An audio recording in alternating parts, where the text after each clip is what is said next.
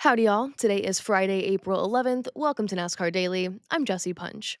It has been a very tough week for our sport. The NASCAR family continues to mourn after hearing the news of two more tragic passings yesterday.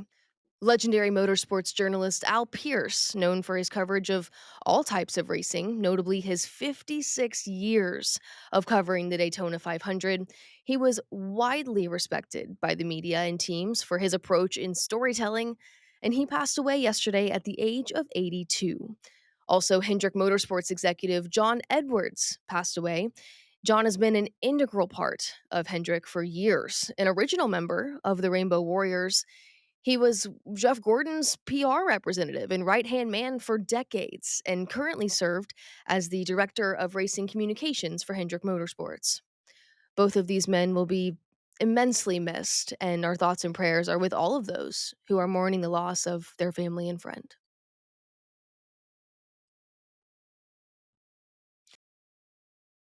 This weekend, NASCAR is headed back to one of the sport's most historic venues, Bristol Motor Speedway.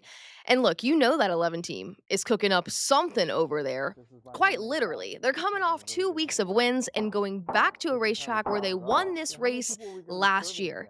Denny's got to be feeling confident. Not to mention, that last win I talked about at Darlington last week makes 56 for that 11, putting the driver of the 11 at number 11 on the all time NASCAR wins list. So, yes, that is a Bristol sword that one would receive in Victory Lane, and apparently it is also a salad tool if you're Denny Hamlin.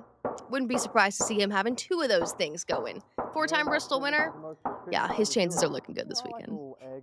So, yes, Bristol is one of the most historic venues in our sport. But did you know that it has also hosted other professional sporting leagues? Which leads me to this week's Straight Talk Straight Stat. Back in 1961, the NFL played a game inside of the last great Coliseum. There you'll see things looked a little different then. But it was the Washington Commanders playing the Philadelphia Eagles. Not the only football that we've seen inside of Bristol Motor Speedway. In 2016, the battle at Bristol was played between the Tennessee Volunteers and the Virginia Tech Hokies. Obviously, a college football game, but things looked a little more hopping. I was at that game. It was stellar.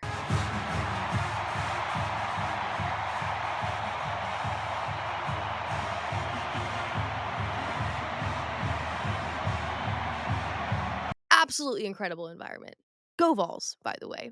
And then this fall, we'll see another professional sporting league come play inside of our house. The MLB is putting on for the very first time the Speedway Classic, where the Atlanta Braves will play the Cincinnati Reds this August inside of the Last Great Coliseum. I think they're running past the start finish line to get down the first baseline. That might be one of the coolest things I've ever seen. And I'd be surprised if you've made it this far in the week without at least seeing, hearing, reading.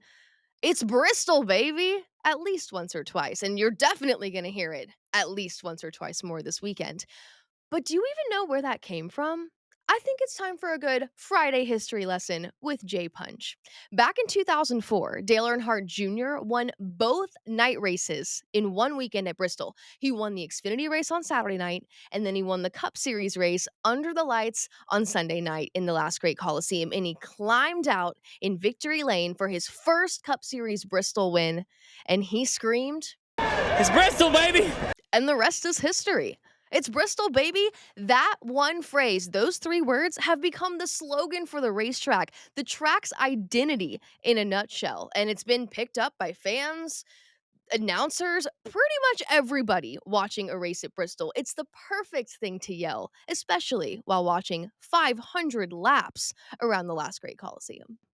And we have plenty of laps around Bristol for y'all this weekend. All three series in action, starting with the trucks all day today, Friday, practice, qualifying, and the race on Fox Sports. That green flag tonight at 7:30 p.m. Eastern Time. And then tomorrow, you're going to want to head over to Prime for your Cup Series action, both practice and qualifying in the afternoon.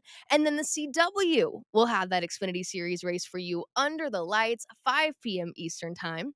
And on Sunday, the Food City 500 Cup Series 500 laps around Bristol Motor Speedway. Catch the action on FS1 or listen to it on SiriusXM and our friends over there at PRN.